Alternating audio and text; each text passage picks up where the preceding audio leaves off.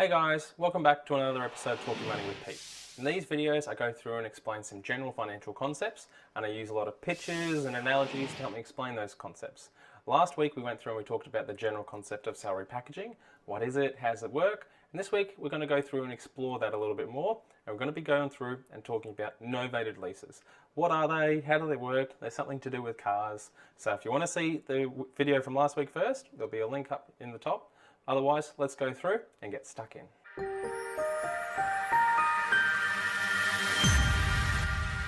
Hey guys, so today we're going to be going through and talking about novated leases. What are they? How do they work? Are they a good idea? So novated leases is talking about cars, particularly in salary packaging. And first thing is you've got to work for an employer that's eligible to go through and offer them to you. So there's a few criteria, and you've got to go through and talk to your particular employer or administrator as to whether or not you're eligible. And some of the reasons why you might not be is if you're on probation, or you're only on casual, you only work sporadically here and there. There might not be enough payments to go through and come around and pay for the regular car payments that might come out of your account. But let's talk about the general concept today. So same picture as last week. Your employer pays you a wage.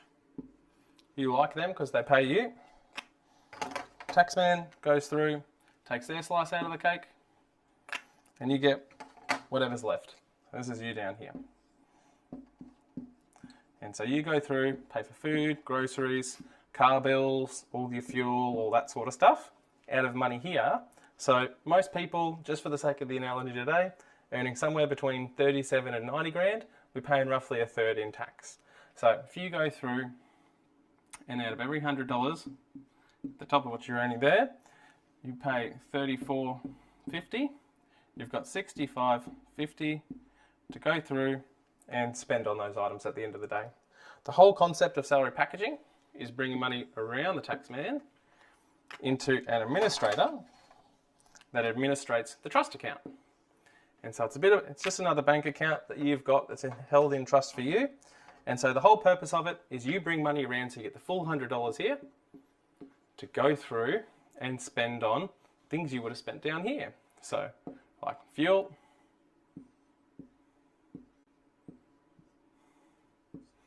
rego, insurance,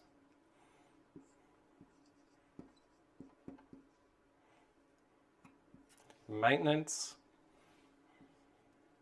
the repayments. So I'm just going to draw an F for that one, for finance. And so you've got all these things that you would normally be paying down here, except you get to pay for them out of money that comes straight from your employer into this account legally before it gets taxed, before it gets a slice taken out of it.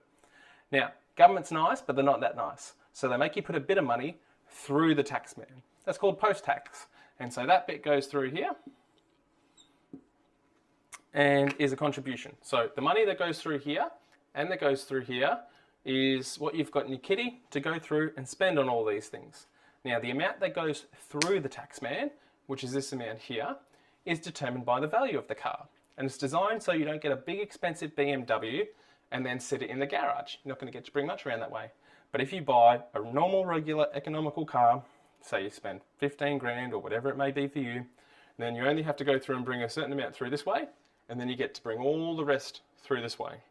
And so it's not that great. It can still work for some people if you go and get a big expensive BMW, but most of the time, if you just buy a regular car and put the rest of the money around this way, then the idea is you get to go through and pay for money out of this account before it gets taxed. And so the more money you get to bring around this way, the better. Now, a lot of people still ask, why do you ask about the kilometres and all those sorts of things? And so it used to be the case, it's a bit of a myth going around that you have to do a certain amount of kilometres and all those sorts of things.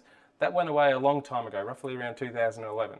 But the reason they still ask for how many kilometres you do is because this is a bit of a forced budgeting. So if you're driving 50,000 kilometres or you're driving 10,000 kilometres, you're going to use different amounts of fuel. So if you're a bit of a lead foot and you spend more on fuel, you like to put the nicer fuel in your car, then you should probably allow more for fuel.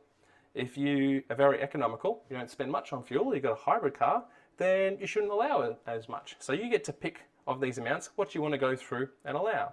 Now, the same with the insurance. if you crashed your last car and the one before that, so your insurance is really expensive, then you should go and make sure that you allow more for insurance. If you service the car yourself and your maintenance is really cheap, just don't allow as much for it. So the whole purpose of it is bringing money around the taxman to pay for these things. Now, the money that's in that account at the end of it, it's your money. So it can't be put through to the balloon, and we'll talk about that a little bit in a second, but it's your money. So if you do another car, it can be put towards the next car, or if you leave that employer, you can put the money back through the employer and get it paid through payroll, just like it would have normally. However, if it goes back all in one large chunk, you might get a big chunk taken out for tax because they think you earn a lot of money, but then it'll all get sorted out in the wash at the end of the day when you do your tax return that year. So the other common thing I want to go through and talk about is a balloon payment. So the way the Novated Lease finance is structured is that if you do it over you can do them anywhere between 1 and 5 years. And so if you do a 5-year lease, you've got a balloon payment. Generally, it's roughly around 28% of the purchase price of the car. And so if you go through, the reason you've got a balloon payment is so that if you go through and keep going through with the car, you make the repayments, you do it for 5 years, you get to the end of the 5 years, if you're still happy with that car, you can redo the balloon payment, take that finance again for another couple of years, and keep getting all the tax savings on the running costs. They're the best part of the car. If you leave that employer, then all of this goes away, and it's just the finance. You just make the finance repayments yourself, the same as if you did down here. And so it's not that hard to break if you go through and leave an employer. You just go back to making the payments directly yourself rather than paying them from this trust account that your employer puts the money into. But the idea is that you're only eligible for these benefits while you work for this employer. So if you were to own this car, you're seen to be taking taxable benefits away from them. So if it's a lease structure, then you're eligible to go through and save all this tax. And at the end of it, if you still work for them and you're still happy with the car, you may as well go through, release it, save some tax on it. But obviously, some people like to go through and get a new car every 5 years. And the thing I normally say with that is, if you're going to go buy a new car anyway, salary packaging is a great way to go through and save money on it. But a lot of people get talked into buying new cars they don't need, or they go through and say, I'm saving tax so I can spend more. And I generally say it's a little bit like Maya. If something's $100 and it's 50% off, did you save $50 or did you spend $50? And so, yes, you're getting a discount on it, but if you don't need to spend it in the first place, that's not necessarily probably the best thing. So obviously, it's worthwhile speaking to someone and getting a quote for yourself in your situation.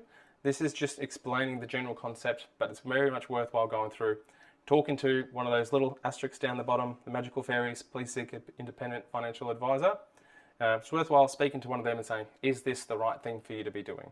Depends on what other things you do with your taxable income down here, all that sort of stuff. I hope this went through and help explained it overall.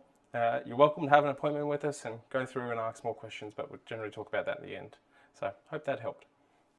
Hey guys, I hope you found that video interesting. I hope it wasn't too much today, but feel free to leave your comments in the section below, or give the Facebook page a like or subscribe. We've got a fantastic team in our office that can go through and help run through all this sort of stuff with you, or answer any further questions if you like.